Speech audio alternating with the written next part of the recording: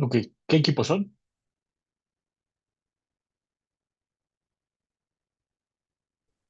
Somos el equipo 5. Vale, cuando quieran pueden comenzar. Ok. Ah, muchas gracias, profe.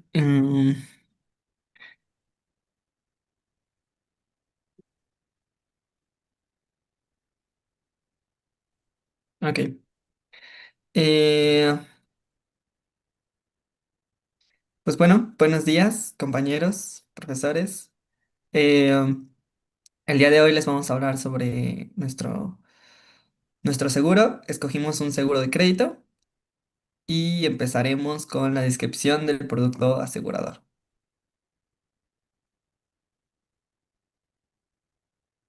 El tipo de seguro elegido fue seguro de crédito. En el artículo 25 de la Ley de Instituciones de Seguros y Fianzas, establece los ramos en los que pueden operar las aseguradoras en México. Estos se dividen en tres grupos principales: vida, accidentes y enfermedades. Y daños también. Dentro de este último se incluye el seguro de crédito. En el inciso F, fracción tercera, junto con otros como responsabilidad civil, automóviles e incendio, se ubica el seguro de crédito. El artículo 26, fracción 11, menciona que para el ramo de crédito, el pago de la indemnización de una parte proporcional de las pérdidas que sufra el asegurado como consecuencia de la insolvencia total o parcial de sus clientes deudores por créditos comerciales. Entonces, este seguro de crédito eh, toma en cuenta la capacidad de impago de los deudores y por eso surge este seguro. Eh, la cobertura, el riesgo cubierto de este producto incluye mora prolongada en el pago, insolvencia legal o de hecho del deudor, riesgos políticos en operaciones internacionales y las exclusiones, dolo o fraude del asegurado, créditos sin respaldo documental, operaciones con partes vinculadas sin condiciones de mercado y daños indirectos no relacionados con el incumplimiento de pago. La duración de la póliza eh, es generalmente anual, renovable según condiciones de riesgo y cartera, y deben reportarse todas las pólizas que hayan estado vigentes al menos un día durante el ejercicio. Los supuestos principales eh, son segmentación de riesgos, bajo, medio y alto, según solidez financiera y contexto del asegurado, estructura de siniestralidad baja de siniestros, pero severidades potencialmente altas, volatilidad mayor que en otros ramos, distribución de severidad ajustada con lo normal en la práctica uno y gamma en el GLM de la práctica 4. La prima comercial se calcula a partir de la prima pura con un margen de seguridad. Consistencia regulatoria, información reportada debe alinearse con los formatos de la CNSF. Y simulación GLM, se incorporan variables de área geográfica, tipo de crédito, giro del asegurado y exposición normalizada. Para el pricing, resultados del GLM, en el modelo de frecuencia se modeló con una binomial negativa, adecuada para capturar la sobredispersión. Las variables incluidas, como lo mencionamos, riesgo de giro, tipo de crédito y área geográfica, con exposición normalizada como offset. Eh, Algunos resultados destacados, encontramos que los giros más riesgosos y regiones como Asia, Medio Oriente y África aumentan significativamente la frecuencia. Eh, También el tipo de crédito interno y no disponible reducen la frecuencia. En el modelo de severidad, eh, la distribución elegida que consideramos, una gama con link logarítmico, las variables incluidas riesgo giro, impacto creciente en severidad, tipo de crédito, interno y no disponible reduce en severidad, área geográfica, Norteamérica y Europa aumentan severidad y Asia reduce. Ahorita vamos a mostrar también los resultados que obtenemos de los GLMs para que estos resultados queden aún más claros. También resultados destacados, el riesgo giro alto T5 incrementa significativamente la severidad, el intercepto de 6, severidad base en torno a exponencial 6.403.3 aproximadamente, y Norteamérica y Europa presentan primas más altas por severidad. Para el cálculo, un poco de contexto técnico, para el cálculo de la prima pura estimada, eh, utilizamos la frecuencia esperada por la severidad esperada. ¿Y cómo lo modelamos nosotros? Bueno, como mencionamos, la frecuencia se simuló con una binomial negativa para controlar la sobredispersión y la severidad con una gamma link logarítmica. Los resultados que obtuvimos, una prima media calculada de 795.83 y la pérdida esperada simulada 739.79.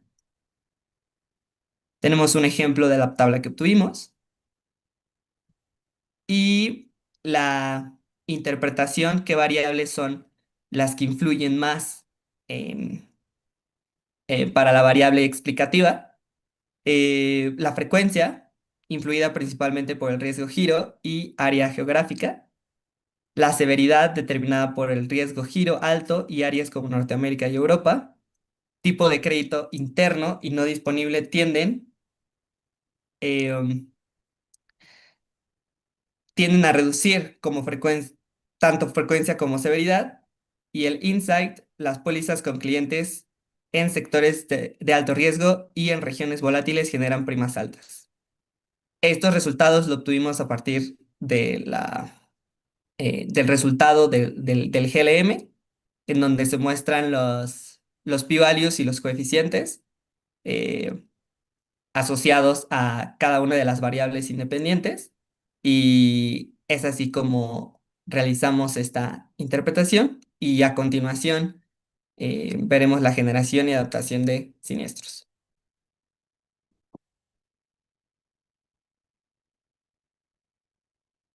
Ahora acerca sobre cómo se adapta la frecuencia y la severidad para nuestro ramo del seguro de crédito. De acuerdo a también los histogramas que están un poco más abajo, primero tenemos que la frecuencia en su resultado nos va a mostrar que la mayoría de los créditos no presenta siniestros y solo una proporción pequeña es lo que se va a registrar. Esto se debe a que en el seguro de crédito el incumplimiento es un evento muy poco frecuente. Eso quiere decir que la mayoría de los acreditados va a tener un cumplimiento regular y solo una pequeña fracción va a entrar en mora. Y esto significa que por naturaleza su frecuencia va a ser baja y va a ser concentrada en cero. Esto refleja la siniestralidad real del portafolio crediticio y la estructura del ramo. Algo similar pasa en la severidad.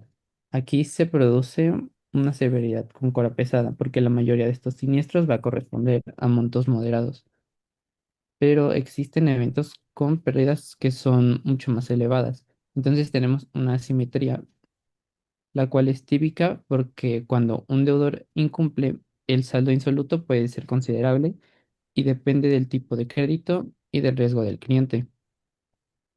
Entonces, así tenemos que unos cuantos siniestros se concentran en la mayor parte de pérdidas, mientras que la mayoría permanece en niveles bajos, reproduciendo la poca exposición financiera. Y ahora el otro tema es sobre el retraso en el reporte. Los tiempos de ocurrencia y el reporte se ajustaron considerando retrasos propios del ramo. La fecha de ocurrencia se asignó dentro del plazo de crédito y el retraso de reporte se modeló con una distribución gamma, lo que implica que los resultados muestran reportes típicos entre 20 y 80 días, con una cola que se extiende a retrasos mayores.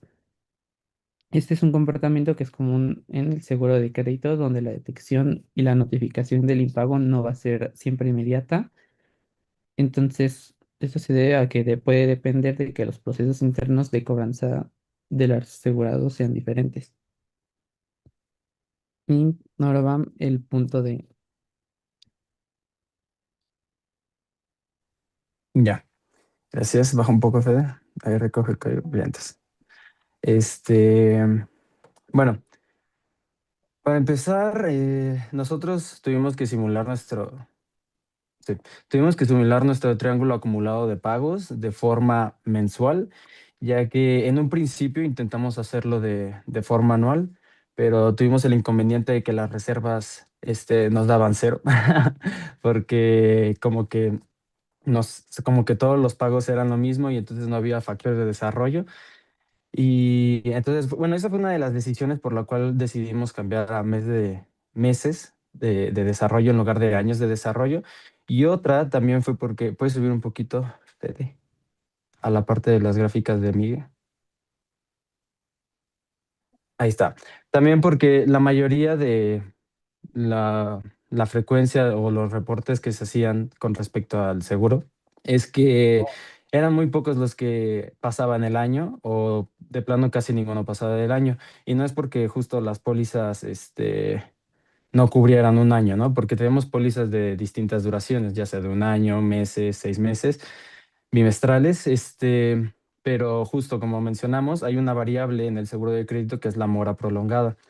Entonces, esta variable influye significativamente en el tiempo de respuesta que tienen los asegurados para cobrar el seguro de crédito. Entonces, podemos ver que justamente todas esas reclamaciones se generan en un periodo menor a un año. De hecho, más del 50% de las reclamaciones se acumula de 100 días para atrás, lo que viene siendo como 3, 4 meses, ¿no?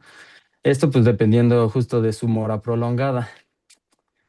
Y a ver, si quieres bajar otra vez al triángulo, Fede.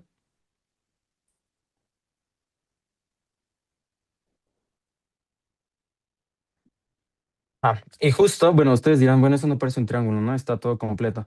Bueno,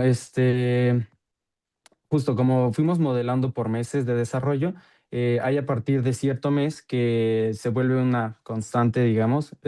Ahí se tendría que reemplazar por un cero o un espacio vacío, pero justo, ¿no? Por ejemplo, para el año 2025, en el mes de desarrollo 8, vemos que a partir de ahí todos los demás son constantes. Se tendrían que poner vacíos y más adelante con los factores de desarrollo completarlos. Igual pasa lo mismo para el 2024 y para el 2023. Ya si quieres pasamos a la parte de reservas, Fede. Bueno, una vez ya modelado el triángulo de desarrollo, pues calculamos, como vimos en clase, los factores de desarrollo, promediando o ponderando los montos acumulados y obtenemos nuestros factores de desarrollo. Ya teniendo nuestros factores de desarrollo, pues calculamos dos tipos de reservas. Calculamos las reservas de Chainladder y las reservas BF, Born, Herter, Ferguson. Para ambos métodos también utilizamos una variante con Bootstrap para tener como un mejor análisis de nuestra cartera. Y bueno, aquí para aplicando ya, ahora sí que los resultados del Chain Ladder, pues tuvimos como una reserva IBNR de 17 una reserva total de 17,200 unidades.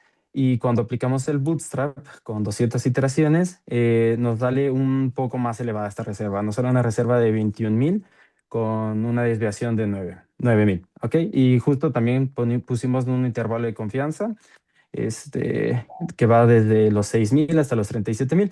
Aquí abajo también podemos ver una distribución de cómo fue que se modeló el Bootstrap y la media de la reserva IBNR por Chainladder Bootstrap y la reserva determinista de Chainladder.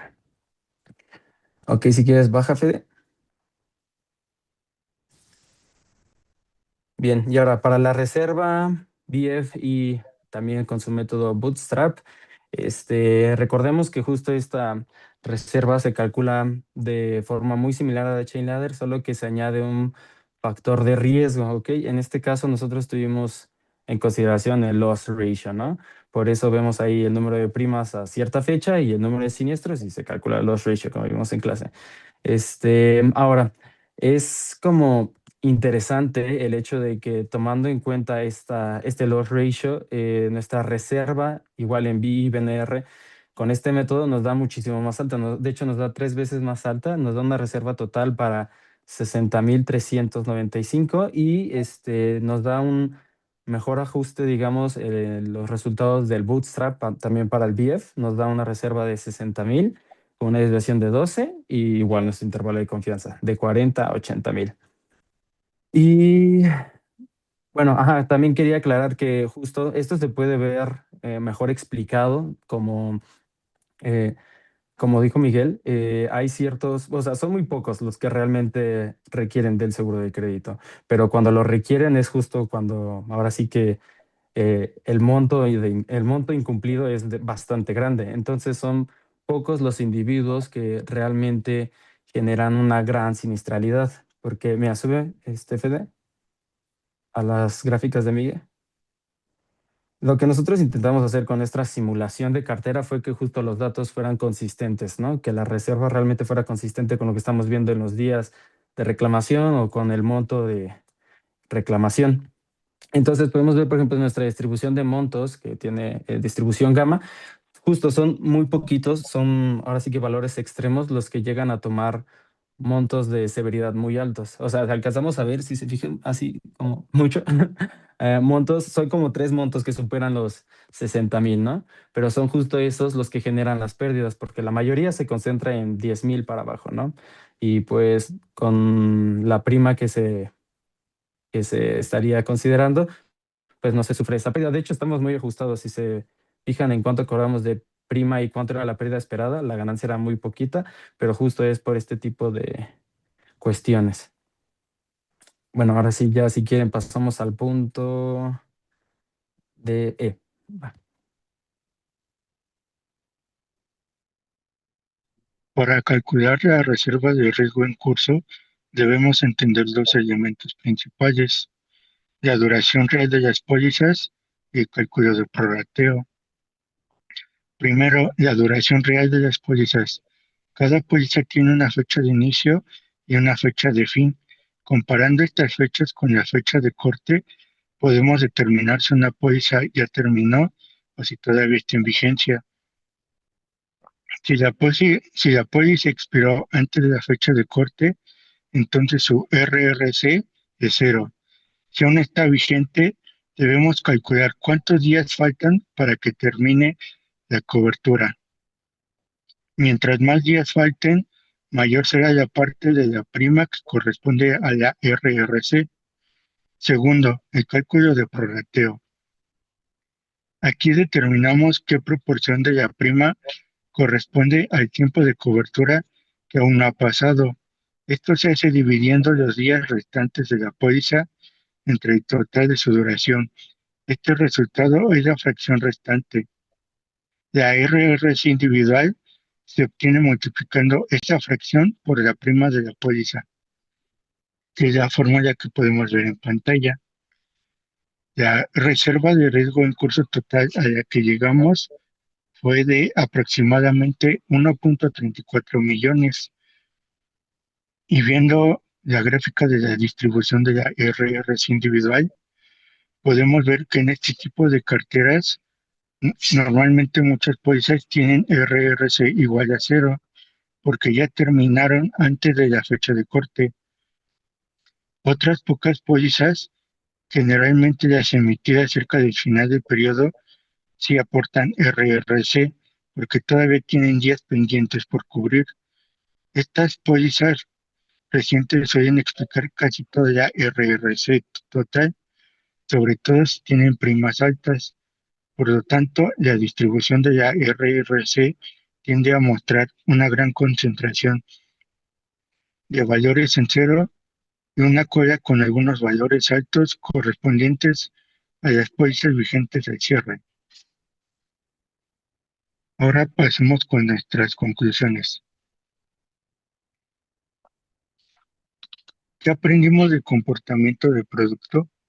El análisis mostró que el producto presenta una siniestralidad concentrada en ciertos segmentos y periodos, lo que evidencia patrones claros de estacionalidad y sensibilidad a eventos extremos. También se observó que la estructura de eficiencias y primas genera una RRC significativa, indicando que una parte relevante del riesgo permanece activa al cierre del periodo. Limitaciones del modelo. Los resultados dependen de supuestos fuertes, distribución de frecuencia y severidad, estabilidad de los factores de desarrollo, calidad de triángulos de datos y ausencia de cambios en las condiciones operativas. Además, métodos como ChangeLeader pueden resultar poco informativos cuando el desarrollo histórico es limitado o muy estable, afectando la estimación de IBNR. Comentarios sobre suficiencia técnica. Las reservas calculadas son coherentes con la estructura del portafolio y permiten cubrir razonablemente el riesgo no devengado y el riesgo sin reportar esperado. Sin embargo, ante escenarios adversos, se vuelve evidente la necesidad de reforzar las reservas y complementar los métodos tradicionales con métodos más robustos que capturen mejor la volatilidad real del negocio. Muchas gracias por su atención.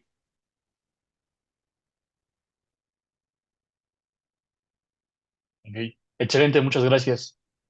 Em, Continuamos con el equipo número 10, por favor.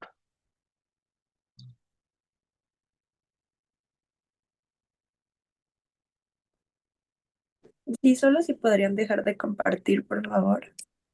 Sí.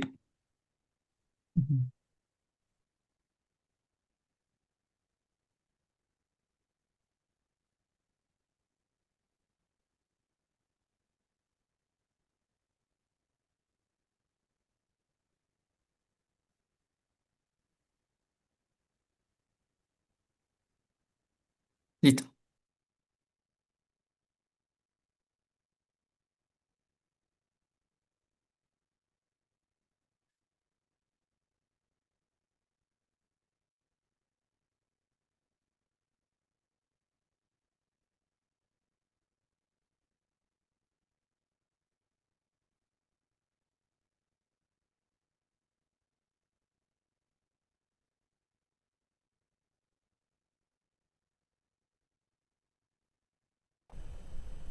Ya está todo listo. Se escucha bien. Gracias. Bueno, buenos días. Nosotros vamos a presentar el seguro de crédito que, bueno, vamos a llamarlo a lo largo de la, digamos, reunión Innova. Y esta no es o no procuramos que sea solamente una traslación de los modelos actuariales tradicionales a un nuevo ramo. Más bien estamos tratando de reestructurar de forma conceptual y completa la parte de una premisa fundamental que tiene justamente el seguro de crédito, y es que el riesgo crediticio es procesal y no puntual. Por ejemplo, mientras en automóviles el siniestro es un accidente instantáneo que se puede materializar en segundos, en el crédito enfrentamos una cadena de eventos secuenciales que va a evolucionar a lo largo del tiempo. Y este flujo justamente va a comenzar con el deterioro crediticio inicial, que va a transitar pues de cierta forma pues por el impago, y requiere de un periodo de observación obligatoria y que solamente va a culminar con la indemnización cuando se verifica que la mora está superando el umbral contractual. Ahora, ¿por qué esta arquitectura procesal es crítica? Bueno, porque el riesgo de crédito opera en dos dimensiones simultáneas, que es la dimensión económica, que nos referimos a la capacidad del pago del deudor, y la dimensión contractual, es decir, los plazos y condiciones del seguro. Ahora, los 120 días de espera no son un mero formalismo administrativo, son un mecanismo técnico actuarial que filtra estos falsos positivos y distingue entre la iliquidez transitoria, que puede llegar a resolverse, y también la insolvencia estructural, que es la que requiere indemnización. Gracias.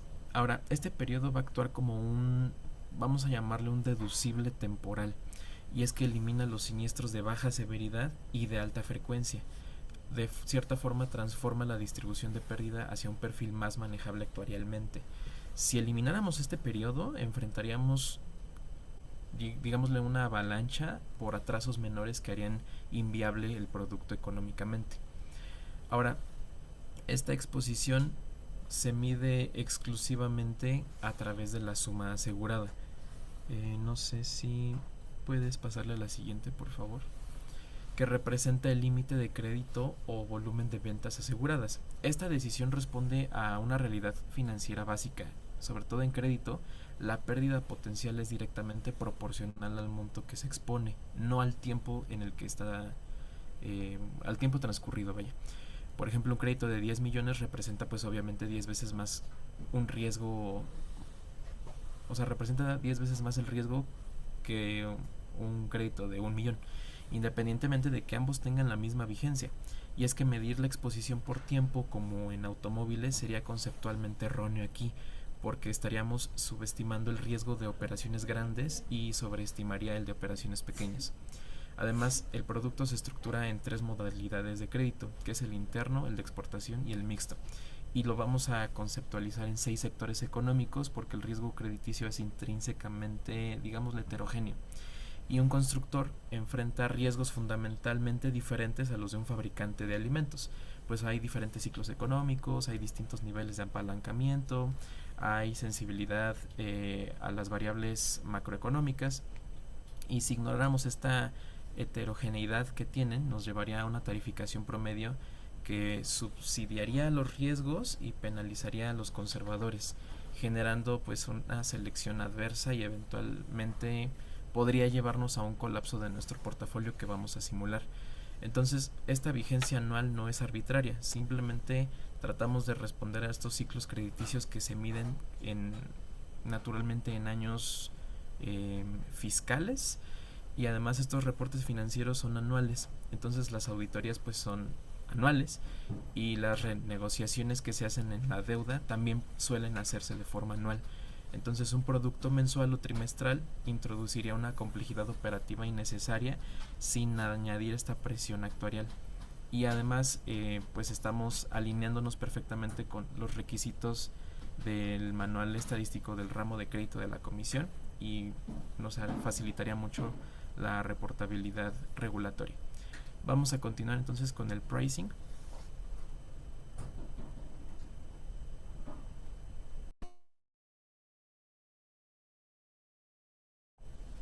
No sé si está tu micro, por favor. Gracias. Ya prendí el micrófono. El pricing en crédito requiere una descomposición analítica que los ramos tradicionales podrían evitar. ¿Pero por qué? Porque la probabilidad de que ocurra un default y la magnitud de pérdida una vez ocurrido obedecen a dinámicas económicas fundamentalmente diferente y que están impulsadas en variables distintas. O sea que unirlas en una sola variable sería como tratar de predecir, por ejemplo, la probabilidad de un terremoto y que la magnitud Richter resultante esté ligada a la misma variable. En algunos factores podrían coincidir, pero muchos son específicos en cada dimensión. Perdón.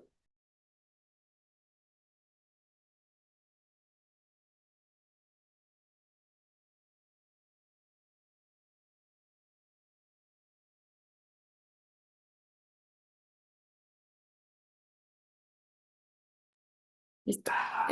Para el modelo de frecuencia utilizamos una distribución Poisson con enlace logarítmico para modelar el número de defaults por póliza. La elección de Poisson pues no fue casual ni convencional, pero es la distribución canónica para conteos de eventos raros con exposición constante.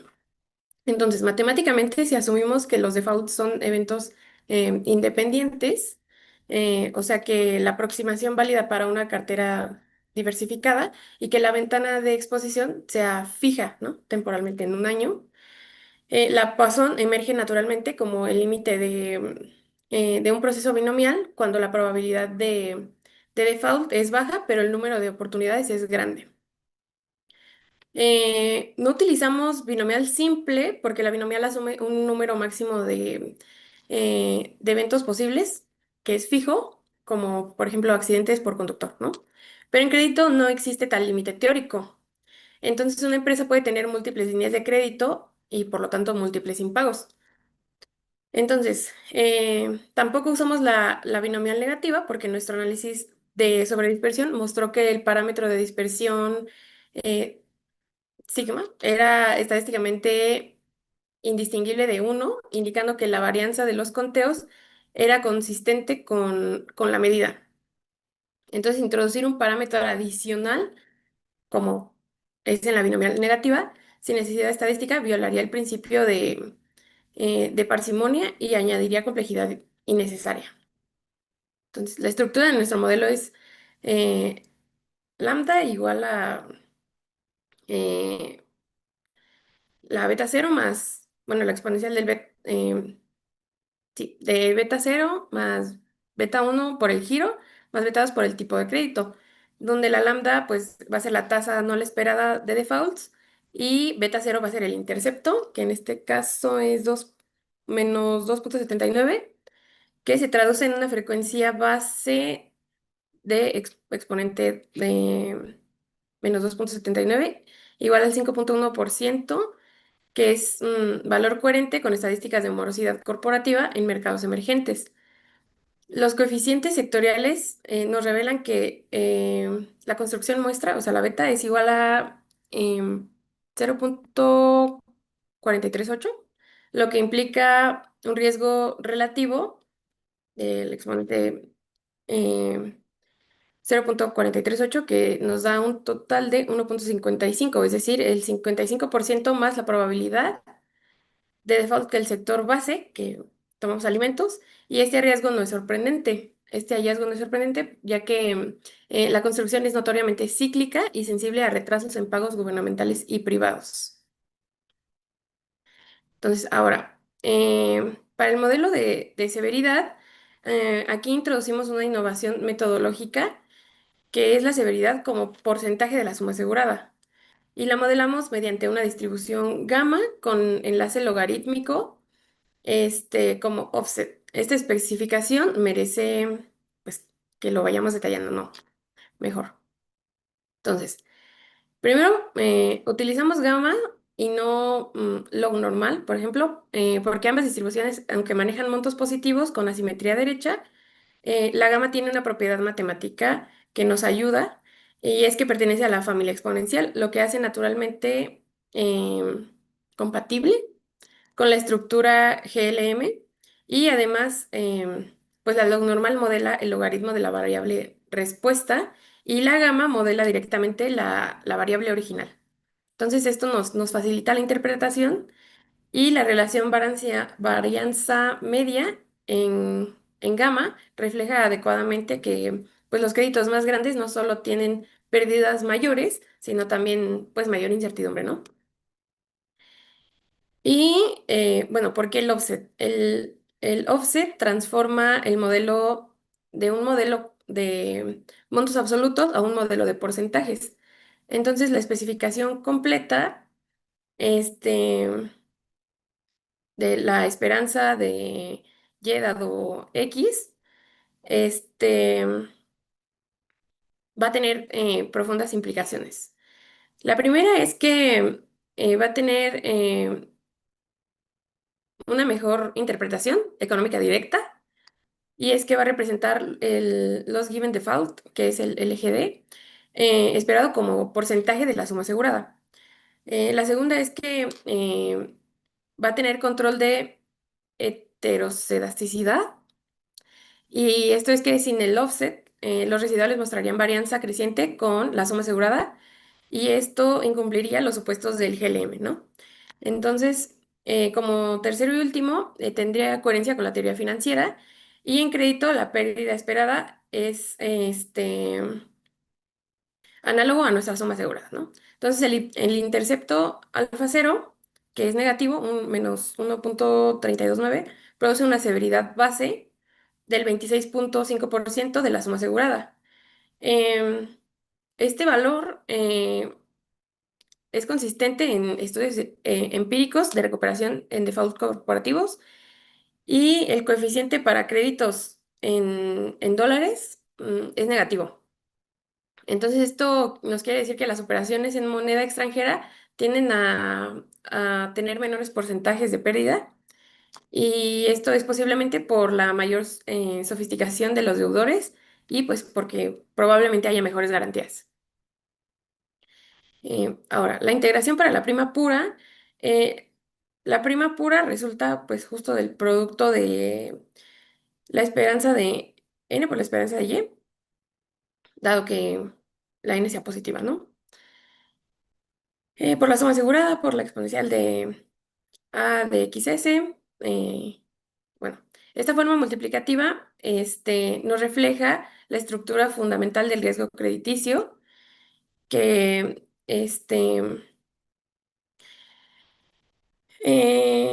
nuestra pérdida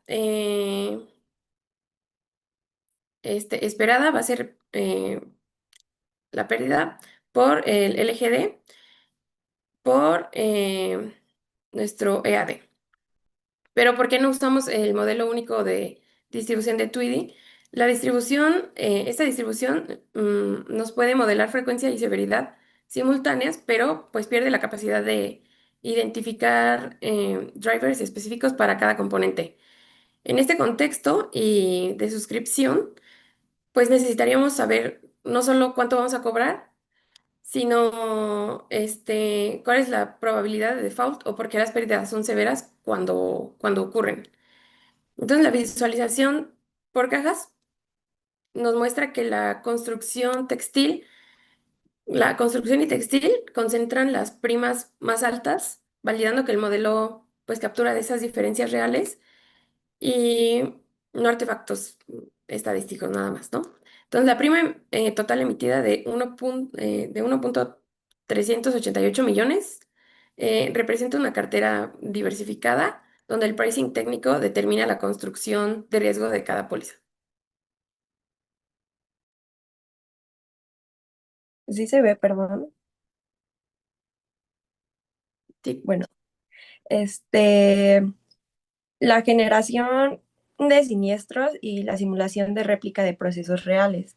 Y bueno, la simulación de siniestros no es meramente más que un ejercicio de generación de números aleatorios en la construcción de microcosmos operativo, bueno, un microcosmo operativo que replica fielmente los procesos del ramo de crédito y bueno, esto garantizando consistencia en el pricing teórico y la experiencia simulada. Y bueno, tenemos la frecuencia heterogénea, pasión no estacionaria, que lo podemos ver del lado izquierdo. Y bueno, ahí vemos como los parámetros más o menos que utilizamos y así. Y generamos los siniestros usando una distribución Poisson con parámetro lambda que varía por sector. Esto es calibrando según los coeficientes del GLM. La construcción es lambda 0.05 por 1.8, que esto nos da igual al 0.09, que es el 9% de la frecuencia anual. Y para alimentos, lambda por 1, y esto es igual al es lambda por 0.05 por 1, y esto es igual al 5%. Y bueno, esta heterogeneidad no es un adorno, responde a que diferentes sectores operan en diferentes puntos del ciclo económico. Y bueno, un modelo homogéneo subestimaría el riesgo en sectores volátiles y sobreestimaría en sectores estables, esto distorsionando posteriormente las reservas. Y bueno, ¿por qué no usamos una frecuencia constante? Esto no lo usamos porque ignoraría la estructura de correlación sectorial. En una crisis, los sectores construcción y textil podrían ver aumentos simultáneos en defaults, mientras que en alimentos se va a mantener estable. Y bueno, nuestro enfoque captura esta heterogeneidad, permitiendo análisis de concentración de riesgo. Y del lado derecho tenemos la severidad de gama truncada. Y bueno, la severidad se modela como el porcentaje de la pérdida, gamma, y tenemos el shape igual a 2.5 y el scale igual a 0.1. Esto truncado entre 1% y 100%, ya que cada elemento de esta especificación lo tenemos con una justificación. Y bueno, el shape igual a 2.5 controla la simetría. Un shape igual a 1 daría la distribución exponencial y tendría un decaimiento más rápido, mientras que el shape menor a 2 produce una distribución pues más concentrada. 2.5 genera una moda alrededor del 20 al 25%, de la suma asegurada y consiste más como en una evidencia empírica de que la mayoría de los defaults recuperan la parte del crédito. Y bueno, tenemos el scale con el 1%, no, con el 0.1 más bien, y este junto con el shape, que es igual a 2.5, produce una media de 2.5 por 0.1, que esto es igual a 25% de la suma asegurada. Y bueno, en el truncamiento, tenemos de 1 a 100, entre 1 y 100%, vaya. Entonces, el límite inferior va a evitar que las pérdidas mínimas y reales. Y bueno, el límite superior representa que no se puede perder más del 100% del crédito. ¿Y por qué en este caso no usamos una distribución empírica? Y esto es porque no tenemos datos históricos suficientes para caracterizar la cola superior adecuadamente. La gama paramétrica permite extrapolar de manera controlada y especialmente para pérdidas cercanas al 100%. Y bueno, ahora vamos a pasar por la dinámica temporal, por así decirlo, los tres relojes. Y bueno, la temporalidad del crédito opera en tres escalas distintas, cada una en su propia dinámica. Tenemos ocurrencia, reporte. Entonces, el tiempo que tarda el asegurado en reconocer y reportar el default, modelamos con distribuciones sectoriales específicas. Y aquí tenemos una construcción gamma de 5,10. Tiene una media de 50 y tiene una alta varianza. Es decir, que tiene procesos legales complejos. Aquí, como dice, igual depende de la complejidad administrativa del sector. Y bueno, ¿por qué diferentes distribuciones por sector? Esto pasa porque los procesos operativos difieren. Un supermercado, por así decirlo, detecta impagos rápidamente por sistemas automatizados. Un contratista de obra pública puede tardar meses en formalizar la mora por negociaciones extrajudiciales. Y bueno, tenemos el reporte y el pago. Lo tenemos en 120 días fijos por mandato contractual y este es un parámetro determinístico, no estocástico. Introducirlo como una variable aleatoria añadiría ruido sin beneficio analítico. Entonces, tenemos amplificación para grandes exposiciones. Créditos menores a 50 millones multiplican los retrasos por 1.8. Esta no es una penalización arbitraria. Refleja que las operaciones grandes requieren aprobaciones jerárquicas, análisis legales profundos y posiblemente negociaciones de recuperación antes del pago. ¿Y por qué modelar estos retrasos en lugar de asumir pagos inmediatos? Y bueno, porque el patrón de desarrollo del triángulo de reservas depende críticamente de estos lags. Ignorarlos, pues nos produciría un triángulo donde todos los pagos caen en el año de ocurrencia, subestimando dramáticamente el IBNR. Y bueno, tenemos la visualización del lag de pagos. Y esto lo tenemos como una herramienta diagnóstica. Y bueno, el histograma de severidad muestra concentración entre el 20 y el 40% de la suma asegurada con la cola extendida hasta el 100%. Este patrón confirma que la gama truncada captura adecuadamente la realidad del LGD. Tenemos la distribución de retrasos y que revela la bimodalidad. Y bueno, tiene un pico alrededor de 30 días. Esto es de reportes rápidos y otro alrededor de los 150 días. Esto es procesos complejos más 120 días contractuales. Y bueno, el headmap, ocurrencia de pago, visualiza claramente el desplazamiento diagonal causado por la regla de 120 días y esta visualización es crucial para explicar a las personas no actuarias por qué los pagos no se concentran en la diagonal principal.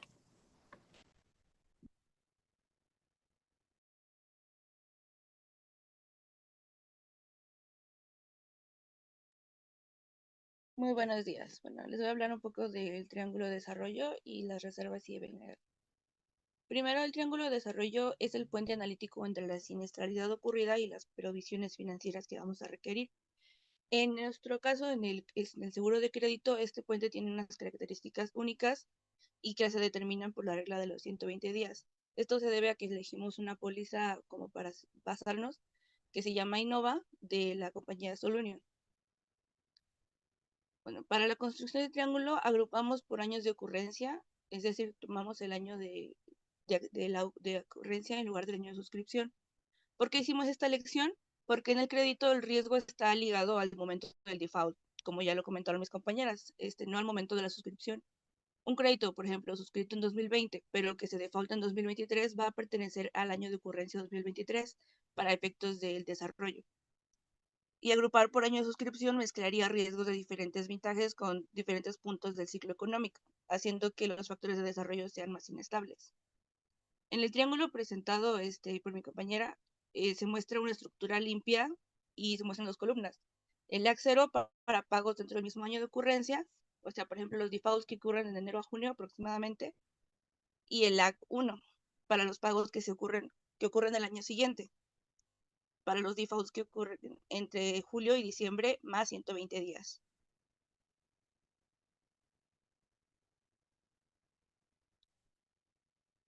Ahora, hablando de Chain Leather, ¿por qué elegimos Chain Leather y no métodos más sofisticados como el Munich Chain Leather o Born-Hutter Ferguson como la primera opción? Bueno, primero porque Chain Leather es un método de referencia contra el cual se comparan todos los demás. Sus supuestos son muy transparentes, es decir, que los patrones de desarrollo son estables en el tiempo, no hay siniestralidad futura inesperada y los factores de desarrollo se estiman adecuadamente a partir del triángulo histórico.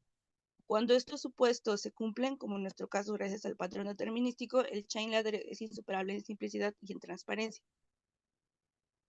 Aquí lo que sucede es que tenemos un problema con el Chain Ladder y es que cuando ocurre un shock, por ejemplo, nosotros generamos un shock en el giro de construcción, me parece, en el año 2023, los factores de desarrollo de FJ se van a inflar artificialmente a un nivel muy alto y el Chain Leader va a proyectar este patrón inflado para 2024. Podemos ver que las reservas para 2020, 21, 22 y 23 se convergen a cero porque por este lag de 120 días que hace que las que ocurren en este año se reporten hasta el siguiente. Pero para el último año, como todavía no ha sido ocurrencia completa, podemos hacer una estimación de la reserva.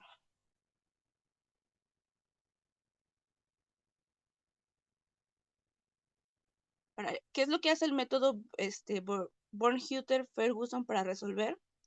Resuelve una debilidad fundamental del Chain Leader y es la dependencia exclusiva en los datos observados, que estos pueden ser volátiles, como ya lo comentamos, o escasos en años recientes.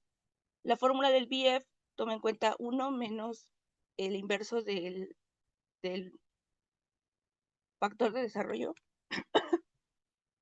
por la prima ultimate. La innovación clave es que se utiliza el ultimate a priori como la prima pura estimada por el GLM. Y esto no es un atajo, sino es una integración metodológica y perfecta. El GLM ya incorpora la información del riesgo, el sector, el tipo de crédito y la suma asegurada para estimar la pérdida esperada. Usar esta estimación como punto de partida para reservas asegura coherencia entre tarificación y provisionamiento. La ventaja sobre el método puramente histórico es que si en un año reciente hay 0 siniestros reportados, Chain Leader estimaría el IBNR de 0, pero BF reconocería el riesgo estimado por el pricing que aún no se ha materializado, pero que existe. Puedes pasar a eso. Vemos que hay una cercanía entre las dos estimaciones, lo que valida la robustez del modelo. Una diferencia muy significativa habría indicado una inconsistencia entre el pricing y la experiencia.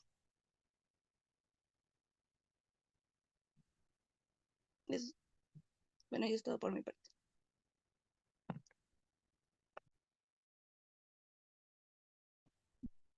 La RCC es conceptualmente distinta del IBNR. Mientras el IBNR cubre siniestros ya ocurridos pero no reportados o no pagados, la RCC cubre siniestros que aún no ocurren pero no ocurrirán en el futuro sobre pólizas vigentes. El prorrateo lineal, simplicidad con fundamento económico, calculamos como prima de vengada igual a prima emitida por días transcurridos entre 365. Esta fórmula lineal asume que el riesgo se distribuye uniformemente durante la vigencia. ¿Por qué lineal y no otros patrones como riesgos concentrados al inicio? En crédito, el default puede ocurrir en cualquier momento durante la vigencia del crédito subyacente. No hay razón teórica o empírica para suponer que los primeros meses son más riesgosos que los últimos. De hecho, algunos estudios sugieren que el riesgo puede aumentar hacia el final del plazo por riesgo moral o deterioro progresivo. Ante esta incertidumbre, el prorrateo lineal es conservador simple y ampliamente aceptado regulatoriamente. ¿Por qué no usar métodos más sofisticados como devengueo basado en curvas de riesgo? Porque introduciría complejidad desproporcionada respecto al beneficio. Las curvas de riesgo requieren datos históricos granulares que raramente están disponibles.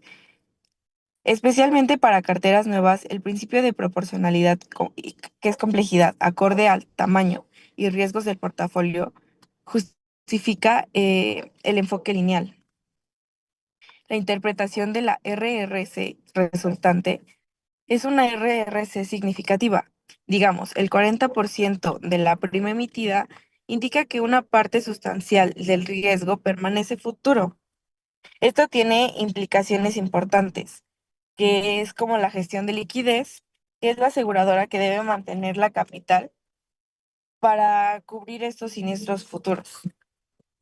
La rentabilidad conocida, que es solo la prima devengada que contribuye al resultado del periodo. La proporción no devengada es un pasivo. O el monitoreo de cartera, que es una RCC creciente que puede indicar el crecimiento reciente del portafolio o emisión concentrada en ciertos periodos. La coherencia con el IFRS 17 bajo el IFRS 17 es el reconocimiento de ingresos que debe reflejar la transferencia de servicios. En crédito, el servicio es la cobertura contra el default, que se proporciona uniformemente cada día. Entonces, por lo tanto, el devengue lineal no es solo una conveniencia actuarial, esto es un requerimiento contable.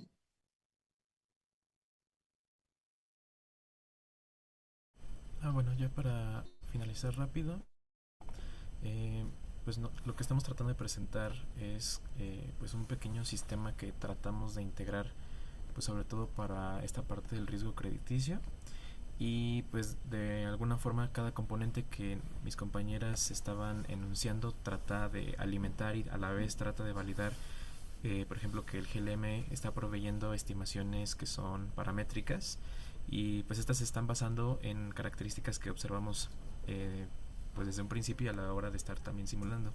Y justamente hablando de esta simulación, estamos tratando de traducir estas estimaciones a una experiencia del mismo siniestro, y de forma que tratamos de replicar estos procesos operativos reales. Luego el triángulo y los métodos de reservas transforman esta experiencia en provisiones financieras, y al final nuestra reserva de riesgos en cursos trata de reconocer este riesgo futuro remanente en una cartera que es vigente. Finalmente, vamos a llamarle esta parte robusta que estamos tratando de demostrar a través de la consistencia, donde la frecuencia y la severidad coincide con las estimaciones del GLM. Los factores de desarrollo reflejan exactamente la regla contractual de 120 días, y las reservas IBNR son coherentes tanto con métodos históricos como con métodos que incorporan la información a priori.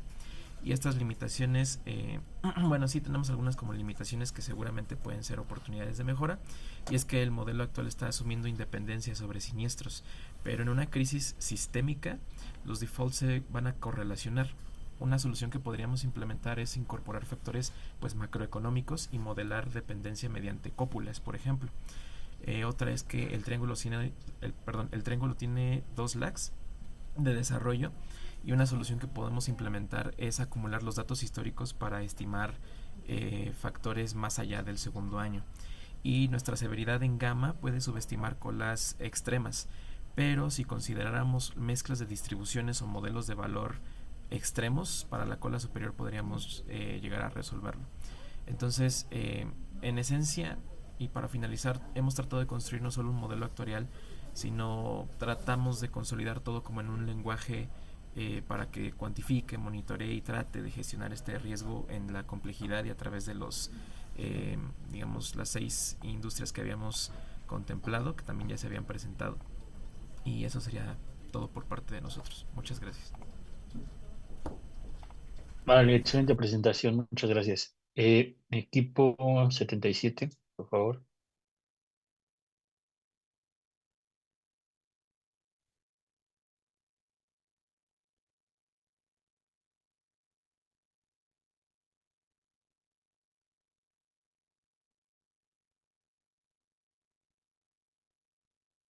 Bueno, buenos días, profesor, compañeros. Nosotros somos el equipo 77 y nosotros les vamos a dar un análisis y vamos a defender nuestro proyecto tutorial que nos enfocamos en seguro de incendios. La que sigue, por favor. Bueno, nosotros somos los integrantes. Y bueno, primero vamos a empezar con la descripción del producto asegurado, que es una definición técnica y estructurada del producto asegurador. Ok.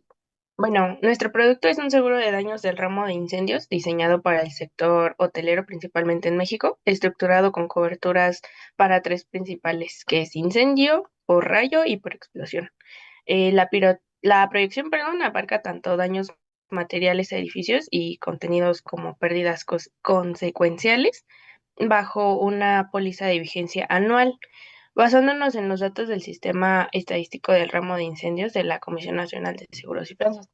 Esta clasificación se alinea con la Ley de Instituciones de Seguros y Fianzas, catalogando el producto dentro de los riesgos patrimoniales, dado que buscamos proteger la estabilidad financiera del asegurado ante eventos de baja frecuencia, pero con una alta severidad. La que sigue, por favor. Bueno, pasando a la parametrización del modelo, nuestra hipótesis fundamental rigurosamente en la información se basó en la información de la Comisión Nacional de Seguros y Fianzas. Para la composición de la siniestralidad adoptamos un benchmark técnico marca del mercado que refleja el comportamiento real del riesgo. Asumimos una distribución del 70% de la severidad. Esa es atribuida a la cobertura de incendio. Este es el driver principal del costo, mientras que los riesgos de rayo y explosión aportan un 15% cada uno. Este supuesto es fundamental, ya que nos permite ponderar correctamente el comportamiento de las colas de la distribución de pérdidas, diferenciando entre la alta severidad del fuego directo y la naturaleza de los otros riesgos. La que sigue, por favor. Bueno, establecimos también la metodología de tarificación que garantiza la solvencia de este producto. Para la estimación de los momentos estadísticos, aplicamos un enfoque determinista de el cálculo de la frecuencia y la severidad histórica, medida por el tipo de bien asegurado. Este es el pilar financiero de nuestro modelo, es el Tiger Loss Ratio o siniestralidad objetivo del 70% que hace rato lo comentaba. Este parámetro técnico actúa como el ancla de nuestra tarificación, lo cual nos permite determinar primas de vengadas necesarias para cubrir la siniestralidad esperada, reservando el 30% restante para cubrir los gastos de adquisición, administración y margen de utilidad, que son sumamente importantes. Con esto podemos decir que concluimos la definición técnica del producto y cedo la palabra a mi compañero para profundizar más en el modelo GLM.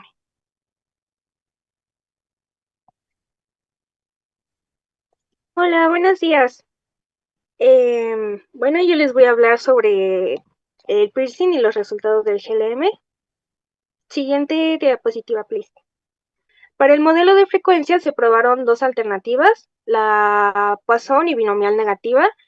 Al evaluar la información encontramos sobredispersión, es decir, la varianza era mucho mayor que la media. Por esa razón, el modelo final seleccionado fue un GLM de binomial negativa, ya que incorpora un parámetro adicional que captura esa variabilidad extra y mejora tanto el ajuste como el AIC. Dentro de las variables más relevantes, las podemos ver en pantalla. Estas variables reflejaron diferencias en el riesgo del conductor y en conjunto permiten estimar mejor la probabilidad de ocurrencia de un siniestro. Siguiente diapositiva, por favor. Para la severidad se trabajó únicamente con siniestros positivos y se ajustó un modelo gamma, ya que esta distribución es adecuada para montos positivos, altamente asimétricos y con colas pesadas. Las variables con mayor efecto en la severidad, en este caso, fueron bonus malus, que incrementó el monto esperado del siniestro, B-Power, donde vehículos más potentes presentaban siniestros más costosos, y BH, que muestra un efecto inverso leve, es decir, que vehículos más viejos tienden a tener montos algo menores. Este modelo permitió capturar la magnitud esperada del siniestro condicionada a que ocurra. Siguiente diapositiva, por favor. Bueno, aquí vemos los resultados de la prima pura estimada. El reporte mostró una tabla con los valores estimados de exposición, frecuencia, severidad y prima pura esperada. En estos resultados observamos que la prima pura varía significativamente entre perfiles. Algunos valores son cercanos a cero, mientras que otros suben niveles mucho más altos. También muestra cómo la prima pura aumenta en áreas de mayor riesgo. Siguiente diapositiva, por favor. Y bueno, aquí vemos una interpretación básica de qué variables influyeron más. En términos de interpretación, las variables que más influyen en el riesgo total, o sea, la prima pura, son el de área, que tiene un efecto muy marcado tanto en la frecuencia como en la severidad. La siguiente variable, donde los conductores jóvenes elevan el riesgo. La siguiente variable, que incrementa tanto la frecuencia como el costo del siniestro. Y la siguiente, que refleja el comportamiento histórico. En conjunto, estos factores mostraron que el GLM no solo estima correctamente los valores, sino que también permite entender cómo se descompone el riesgo. Y eso sería todo de mi parte.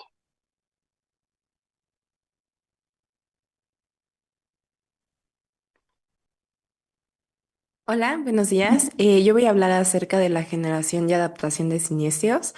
Y bueno, siguiente, por favor.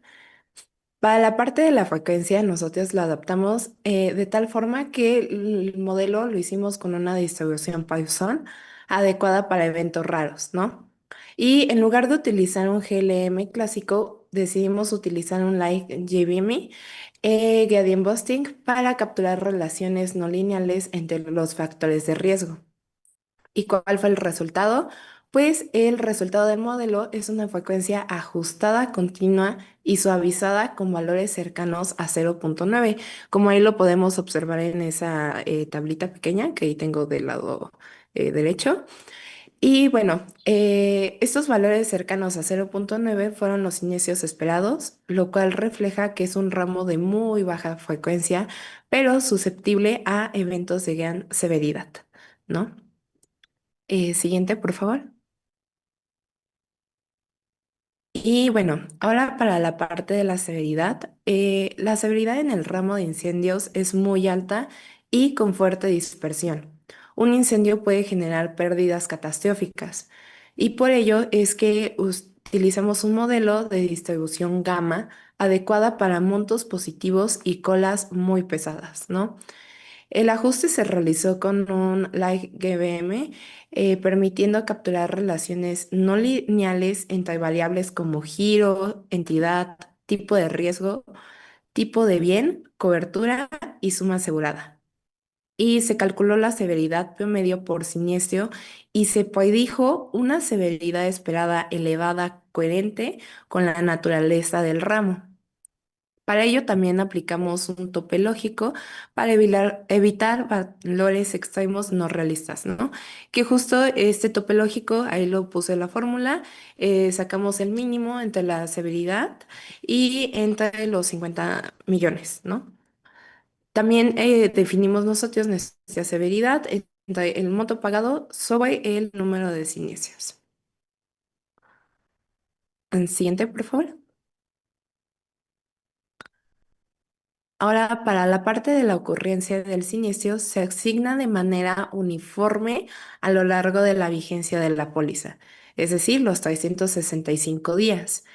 Entonces, esto supone que el riesgo de incendio es constante en el tiempo y el reporte del siniestro se modela con un retardo exponencial con media de 20 días, lo cual lo que genera pues son muchos reportes rápidos entre 0 a 30 días pocos reportes tardíos, que es una cola larga, y un comportamiento general, pues sería que la ocurrencia distribuida es de forma pareja, ¿no? También tenemos un reporte rápido en la mayoría de los casos, pero con una posibilidad de demoras grandes. Siguiente, por favor. Y bueno, aquí tenemos el histograma de severidad más el de reteazos. El de la parte de arriba es el histograma de reteazos de reporte y en ese nos muestra cuántos días pasan entre que ocurre el siniestro y se reporta, ¿no? Entonces, la forma es muy concentrada al inicio. La mayoría de los siniestros se reportan entre 0 a 30 días. Sin embargo, después de que la frecuencia rápidamente mostrando una cola larga, algunos siniestros tardan hasta 300 días en reportarse, ¿no? Entonces, pues esto es típico, dado que estamos en el ramo de incendios y el aviso suele ser rápido, pero hay casos excepcionales con retrasos significativos. Y para la parte de abajo, que es el histograma de severidad, ahí tenemos la representación de la distribución de los montos pagados por siniestro y la mayoría de los siniestros tienen montos bajos, lo cual aparece como barras altas al principio, que ahí lo podemos ver, que es lo naranjita. Y la caída hacia la derecha pues es muy lenta, indicando una cola muy pesada, donde existen siniestros con pérdidas más grandes, ¿no? Lo cual refleja la naturaleza catastrófica del ramo de incendios, donde son pocos eventos, pero extremadamente costosos. Eso sería todo de mi parte. Muchas gracias. Buenos días a todos. Bueno, en un seguro lo importante no es solo cuánto pagamos, sino cuándo lo pagamos. Aquí podemos ver nuestro triángulo de desarrollo de siniestros del seguro de incendios, donde analizamos 4 años. Vemos que cada fila muestra cómo se van revelando el costo real de los siniestros conforme pasa el tiempo. Y algo muy importante que analizamos son los cambios entre el primer año y el segundo año. Podemos notar que estos son mínimos, es decir, el costo es casi completo del siniestro se conoce desde el primer año y lo que se ajusta después es muy pequeño, por lo que este conjunto de pólizas es fácil de anticipar, muy estable y muy predecible. No hay como tal siniestros que aparezcan después, no hay como tal sorpresas escondidas por ahí. Siguiente, por favor. Y bueno, con esta información aplicamos el método Chenleider, que nos ayudó a estimar cuánto falta por reportar.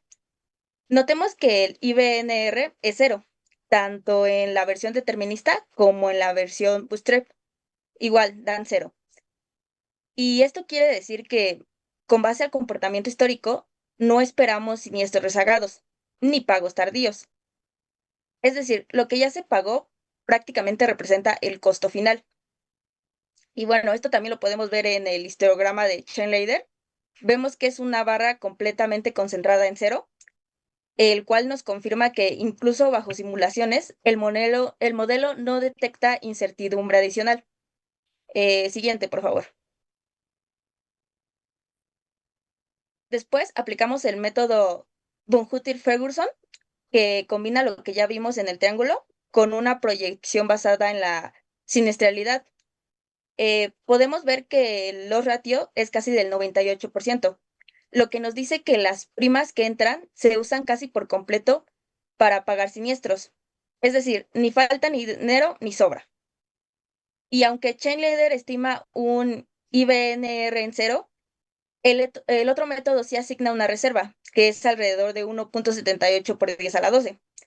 Esto como tal no es una contradicción, simplemente incorpora un pequeño margen de seguridad por si hubiera algún ajuste menor en el futuro. Y bueno, entonces, sabiendo todo esto, este grupo de contratos se comporta de forma estable, con siniestros que se reportan rápido, sin riesgo de variación no visible y, por supuesto, con dos métodos que coinciden en el riesgo pendiente, que es muy bajo. Entonces, como conclusión, Chenleider nos da una estimación firme y estable, y nuestro método Von-Hütter-Ferguson aquí al menos aporta una ligera protección adicional. Y bueno, en estos momentos lo dejo con mi compañero.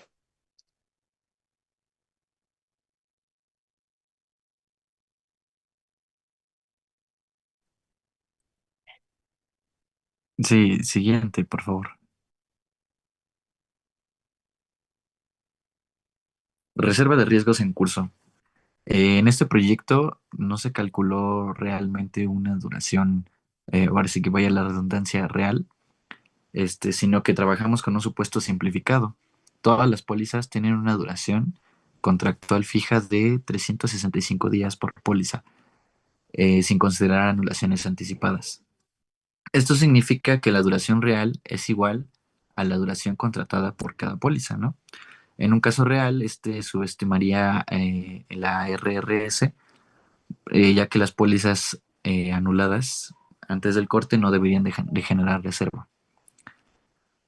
Para saber qué parte de la prima corresponde al riesgo futuro, usamos una regla de tres simple basada en el tiempo para el cálculo del prorrateo, que es la prima total por el día de días restantes hasta el vencimiento entre 365.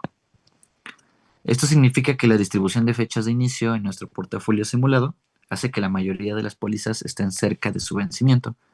Esto significa que tiene un prorrateo bajo. Pocas pólizas son nuevas. Si a una póliza le quedan, por ejemplo, 90 días por cubrir, entonces reservamos la prima anual por 90 días entre 365, que es todo el año, y esto lo hicimos por póliza por póliza. Siguiente, por favor. Por último, en la interpretación del resultado, aunque cada póliza individual muestre una RRC, perdón, bastante baja, la suma de ellas, por lo que vemos en el histograma, genera una reserva enorme. Esto revela que nuestro riesgo no está concentrado en pocas pólizas grandes, sino que es un acumulado de pequeñas pólizas. En conjunto, este RRC representa nuestra mayor obligación financiera, ya que es más grande que incluso siniestros pendientes, ¿no? Y debe estar respaldada por activos líquidos y reaseguro adecuado, ya que cubre el potencial de incendios catastróficos que podrían ocurrir en el periodo de cobertura que resta, que queda. Siguiente.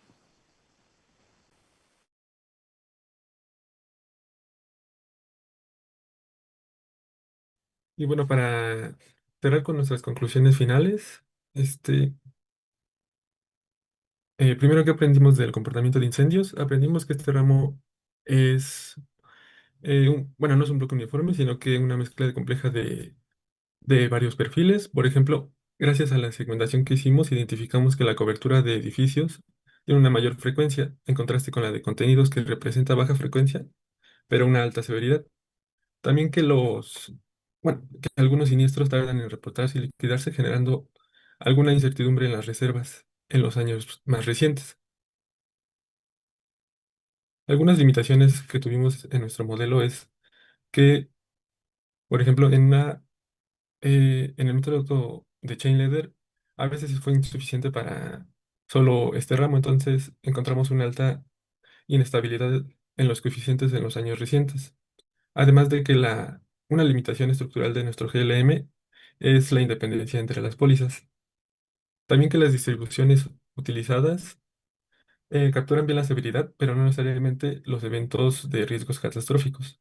Para contrarrestar algunas de estas limitaciones, podríamos usar, o como le hicimos, el método BIEF y eh, hacer alguna contratación de algún reaseguro para los riesgos de pérdidas catastróficas. Y sobre nuestra suficiencia técnica, pues desde el diseño de nuestro producto, calibramos el producto con unos ROI de objetivos del 70%.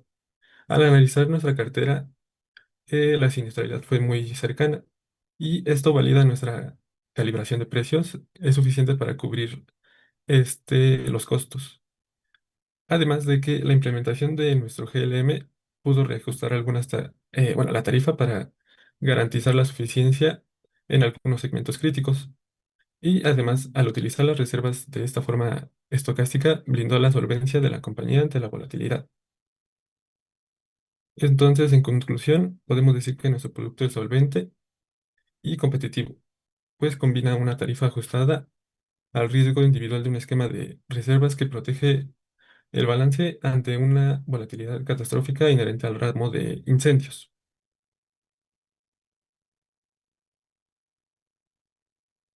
aquí algunas de nuestras referencias y eso sería todo. Vale, perfecto, muchas gracias. Excelentes presentaciones. Ya por el día de hoy no quedan más equipos. Yo los veo mañana. Cualquier cosa estoy al pendiente. Tengan un excelente día a todos.